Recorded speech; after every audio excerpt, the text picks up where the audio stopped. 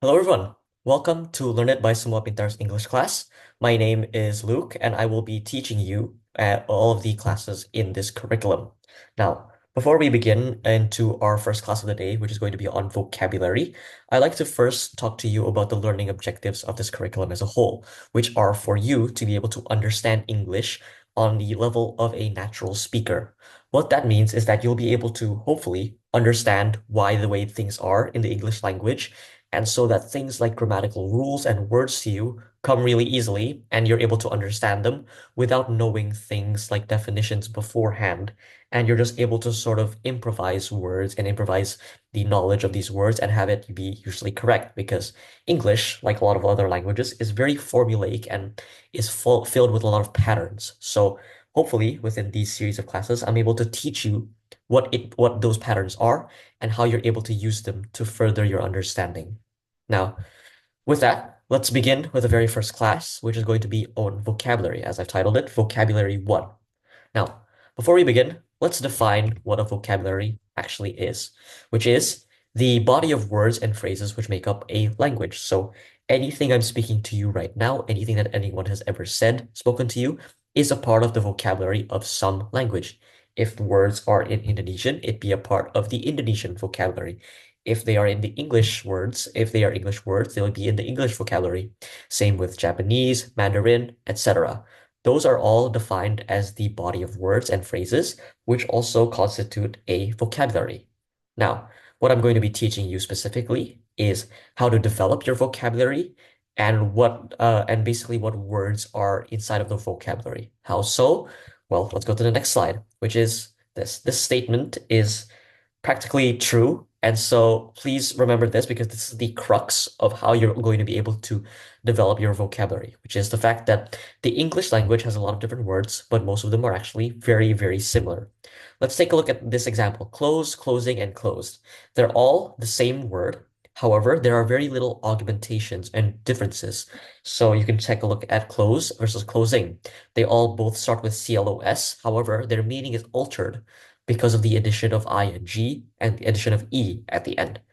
Now, we also have, let's take a look at prologue and epilogue, which have the same ending, which is log, L-O-G-U-E, but because of the addition of pro and epi at the very start, they have different meanings. Now, this applies to a lot of words in the English vocabulary, which we'll see later on. However, this is something that you need to understand and will help you later on, which is that, yes, a lot of words are very similar, and because of that, we're able to drive the same meaning from them and you're able to basically assume the meaning of a lot of different words because that's how, well, the English language works. Okay. So I'm going to talk to you about the burger method, essentially, which is going to be a way of arranging words and a way of breaking down words so that you're able to understand the meaning of them without knowing the exact definitions. So you can think of this as basically a way to assume or understand the meaning of a word without really understanding it and understand or having seen it before. So you're gonna have basically three components of a word, being the top and the middle, and the end, also known over here as in the burger method as the top bun, the meat, and the bottom bun. So, what do these actually mean in the context of words? Because all I see here is a piece of food. Now, let's get into that. So, top bun or the beginning usually helps change the original meaning of the word. For example, in asymmetric, the word a dash at the very start helps us understand that the word means not symmetric, as a dash means not. Now, this is actually repeated in a lot of different words and a lot of different uh sort of phrases and such. So the if you memorize the meaning of beginning words such as a dash, that'll help you understand a lot of different words later on. How so? I'll show it to you in a little bit. But for now, just understand that the beginning word helps change the original meaning of the word and is usually placed well at the beginning. Now, next, we'll go on to the core word or the meat, which is the base word and the subject, which is basically, yeah, the very like definition and the very middle definition of the word. So let's take a look at asymmetric. The core word in this case is symmetry, which has its meaning added onto through the top and bottom buns. So I'll go into more how the top and bottom buns morph it with a specific example of asymmetric, but for now, just understand that the core word in this case is symmetry, And so any additional changes through the top and bottom buns will be affecting the base definition of symmetry. Now let's move on to the bottom bun, also known as the end. So this also changes the meaning, but it is put at the end instead. There is no real differences between bottom bun and top bun, or the beginning and the end, but they because they both change the meaning. However, it's just the placement of it. Now, so let's take a look at the word closed, as the ending of ed shows that the word is in past tense and has already happened. We'll try to understand what specifically tenses are, like in the future, like for like specific words and stuff as well, like nouns, verbs, and adjectives. Those will be explained later on, but for now, think of past tense as a way of defining something that has already happened. Now, using the ending of .ing instead for closing would show that the action is happening right now. And that is also a part of like sort of classes that'll happen later on. But for now, just remember that these two endings are able to alter the word close to have different meanings. Like for example, closed, meaning that it has already happened, and closing as something that's already happening right now. So let's go back into the word asymmetry and asymmetrical. Now, I'm going to tell you that the word symmetry itself is defined as for something to be basically having twos or being very what's it called, it's being very similar at least. And so if you were to take an example of this sort of rectangle over here, symmetry means that this left side and this right side are basically the exact same. Now that's the base understanding of the word symmetry. Now you don't need to remember that specifically, but I'm going to tell you how symmetry is transformed to asymmetrical and what we can understand the definition of asymmetrical to be based on what we've learned about the top, mid, and bottom of the burger method. Now, let's start with A. Like I've mentioned before, A is showing that the word is not meaning. So if I were to have asymmetry, this would basically mean, oh, this asymmetry means is not symmetry, right? That's what A in the very start of the word means. Now, the bottom part of the word, being cal, is a word which helps indicate that something is an adjective, which is basically a way of defining or a way of addressing a certain object. So let's take a look at this again over here, right? If I have the word symmetry, it's just saying that, oh yeah, symmetry is if the left and right side is the same. But if I were to say something is symmetrical, that would mean that something is, in the words of an adjective, something is symmetrical. It follows the principles of symmetry, right? So if these two were not the same, let's say I have this ring over here and this was attached over here, this would not be symmetrical, right? But if these were the same, I would be able to describe this as symmetrical because that's how an adjective works, right? Now, if we combine all of these, we have the word asymmetrical, which is a completely different word from symmetry. However, their definitions are very closely linked because if we combine all of these, we can basically say that, oh yeah, asymmetrical means for something to not be symmetrical, right? So if I have an object over here that is not, that has a ring on this side, you can understand this to be something that is asymmetrical, something that is not symmetrical. How we understand that is by understanding the base of where that word actually comes from. For example, again, the top, middle, and bottom words, right? This is just one example of how language is very similar, and all there is tiny little additions being the top and bottom buns. So let's take a look at another example later on. First, you need to understand that not all words follow this structure, and it is important to recognize when it doesn't. And the only way, unfortunately, to learn this is just through intuition and looking at a lot of words, basically. So if we take a look at the word scientist, it doesn't have a top bun. It only consists of science, which is the meat, and ist, which is the bottom bun. So this also, while it also helps you understand meaning, it just does mean that not all words follow the structure, and so you need to understand what actually is a beginning and what actually is an end. So let's take a look at a practice, for example. If agree means to have the same opinion and the beginning of dis means to not, what does disagree mean? Okay?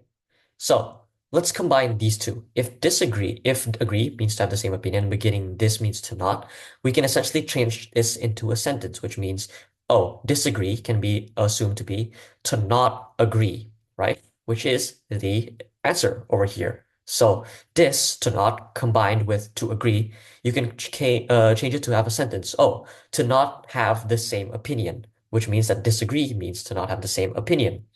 This is just a really simple example, but this can be applied to so much things later on. Like, for example, here we have this short explanation over here. If biology means the study of life, and biologist means someone who studies biology, also known as the studies of life, what does chemist mean if chemistry is the study of chemicals? Now, you can take a look at this for a bit because it's a bit more complex example, because this has you assuming some meanings from the other. But you can take a look at these, try to take a look at the similarities, if you will. So I'll give you some time just to check. And now let's get into what it actually means. So let's take a look at the words biology, and biologist. If you noticed over here that both biology and biologist have the same starting word, being bio. And so if we take the commonality between those two, which is the study of life, we can assume that bio, in this case, means the study of life, right? And so if we take the word bio out, you're left with logi and logist, okay?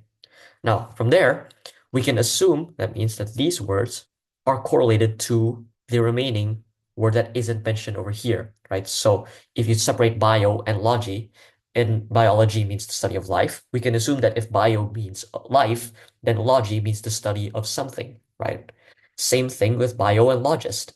If bio means life and biologist means someone who studies life, that means that logist can be assumed to be someone who studies something, right? And so if we have the question of chemist, and if chemistry is the study of chemicals, we can assume that the word chemist means specifically chemicals, right? And we know that ist over here, from the similarities between these two, ist means someone who studies something, right? So logically speaking, we can assume that, sorry, we can assume that chemist is someone who studies the chemicals, and someone who studies the field of chemistry, right? So that is essentially the basis behind how you understand words and how you're able to derive the understanding of words from other words as an example, right? This was more of a complex example. However, there are a lot more like it.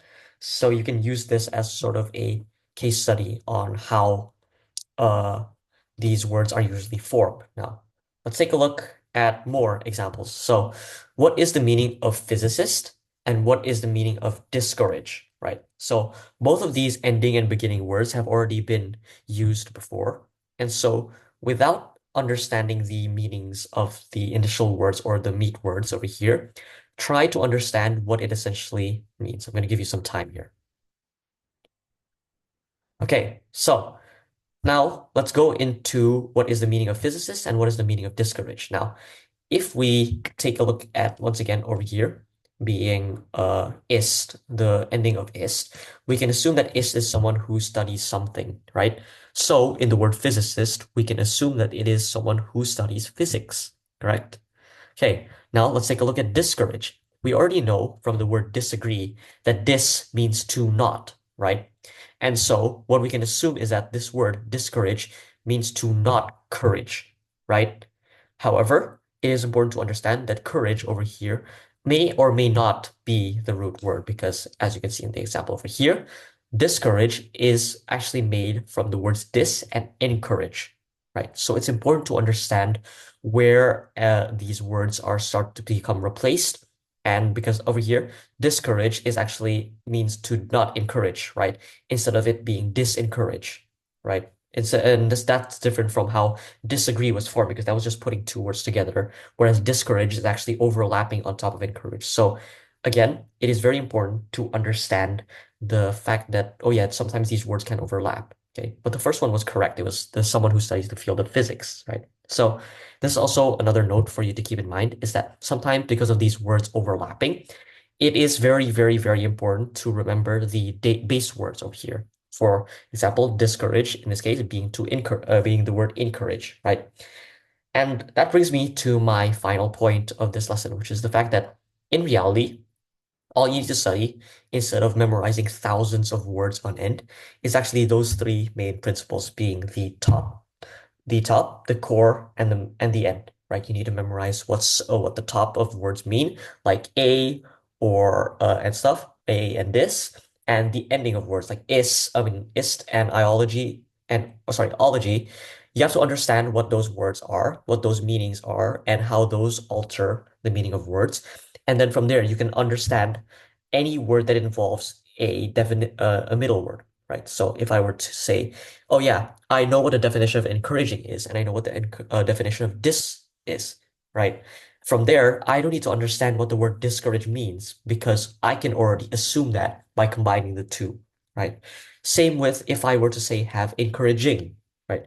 If we learn from what we learned at the very beginning of the slides, we know that ing is a word that helps understand that, oh, it's happening right now, right? So if I have the word encouraging, I can understand that, oh yeah, that's encourage combined with ing, which means that, oh yeah, it's someone that's encouraging someone else at the time right now.